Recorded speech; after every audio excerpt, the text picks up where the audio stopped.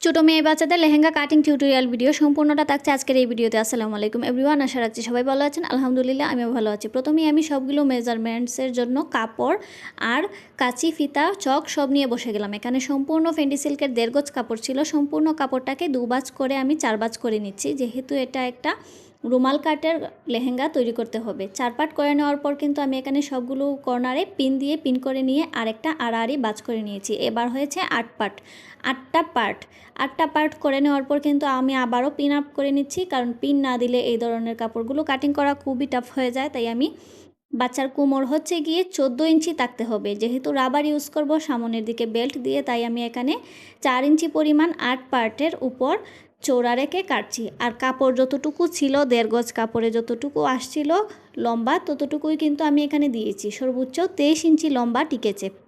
যদি কেউ belt fitting দিতে চান তাহলে কিন্তু আরও 2 ইঞ্চি লম্বা করতে পারবেন। এক্সট্রা যে কর্নারের জোড়া লেগেছিল ওইগুলো বাকি কাপড়গুলো থেকে সেম শেপের করে দিয়েছি। এবার হচ্ছে এটার নিচের যে লেয়ারটা আছে ওইটার জন্য একটা ফলসের কাপড় নিয়ে ওইখানেও কিন্তু আমি সেমভাবে ভাঁজ করব। যেভাবে হচ্ছে গিয়ে উপরের পার্টটা ভাঁজ করেছি সেমভাবে নিচের পার্টটাও এটার কাটিং করব। তার জন্য আমাকে প্রথম যে পার্টটা আমি লেহেঙ্গার কাটিং করে রেখেছিলাম ওইটা এটার উপর ফেলে এই মাপে কাটিং করে নিচ্ছি।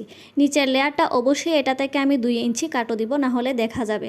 এবার এটারও যে কর্নারে জোড়া লাগবে ওইটার জন্য আমি কাপড় দিয়ে সুন্দর করে শেপ দিয়ে নিয়েছি। লেহেঙ্গার নিচের পার্ট কাটিং করা শেষ। এটা হচ্ছে কোমরের বেল্টের জন্য আমি এখানে 2.5 ইঞ্চি চৌড়া করে একটা কাটিং করে নিচ্ছি বেল্ট। এটা হচ্ছে গিয়ে লেহেঙ্গার উপরের অংশ। এটা একটা টুকরো কাপড় ছিল। লেহেঙ্গার উপরের লম্বা হচ্ছে গিয়ে 13 ইঞ্চি। এখানে আমাকে কাপড় নিতে হবে 15 ইঞ্চি। 15 ইঞ্চি কাপড় আসছিল না, তারপরও 14.5 ইঞ্চি ছিল, ওইটা দিয়েই আমি 4 ভাঁজ করে নিয়েছি। নেওয়ার পর ওনার বাচ্চার বয়স হচ্ছে 3.5 বছর, কিন্তু উনি মেকিং করাচ্ছেন 5 বছরের বেবির জন্য, মানে মেয়ে যেন বড় হলেও পড়তে পারে সেই মাপে। আমি এখানে 5 বছরের বাচ্চার মাপেই কিন্তু সবটা মেজারমেন্টস নিচ্ছি। গলা ও কাঁধের পুট নিয়েছি 5 ইঞ্চি, আর মহলের জন্য নিয়েছি 5.5 ইঞ্চি। নিয়ে লম্বা হচ্ছে গিয়ে 14.5 ইঞ্চি ছিল, সবটুকুই নিয়ে নিয়েছি। বডি হচ্ছে 14 ইঞ্চি থাকবে, এর থেকে প্লাস আরও 2 ইঞ্চি বাড়তি নিয়েছি, আরও বাড়তি থাকতে হবে। এইভাবে করে আমি ফলসের কাপড়টাকেও 4 পার্ট করে উপরের কাপড়টা ফেলে সম্পূর্ণটা কাটিং করে নিব। হাতা হবে রুমাল হাতা, তাই আর আমাকে আলাদা এক্সট্রা কোনো টেনশন নিতে হবে না। পিছনের গলা গোল গলা হবে, চেইন ফিটিং করতে হবে এবং ফিতা সিস্টেম করতে হবে। সামনের পার্টের গলা বি শেপের হবে, লেস ফিটিং করতে হবে। তাই সামনের 2টা পার্টই ফলসের কাপড় সহ আমি এখানে বি শেপ দিয়ে গলাটা কাটিং করে নিচ্ছি। এখানে আলাদা আর কোনো পট্টির প্রয়োজন নেই। জাস্ট এবার আমি হাতাটা কাটিং করে ফেলবো। যেহেতু রুমাল হাতা কাটিং করতে হবে, তাই সম্পূর্ণ যেই কাপড়টা বাকি ছিল ওইটাকে আমি 4 পার্ট করে নিয়েছি লেহেঙ্গার মতো করে। সম্পূর্ণটাকে রাউন্ড শেপ দিয়ে লেহেঙ্গার মতোই কিন্তু আমি মাঝখানের কাপড়টা কেটে নিব। নেওয়ার পর দেখবেন খুব সুন্দরভাবে রুমাল হাতা তৈরি হয়ে গিয়েছে। যদিও একটু বেশি ফ্লাফি করার জন্য আমাকে 2-1টা কুচি ব্যবহার করতে হয়েছে, মানে কুচি দিতে হবে।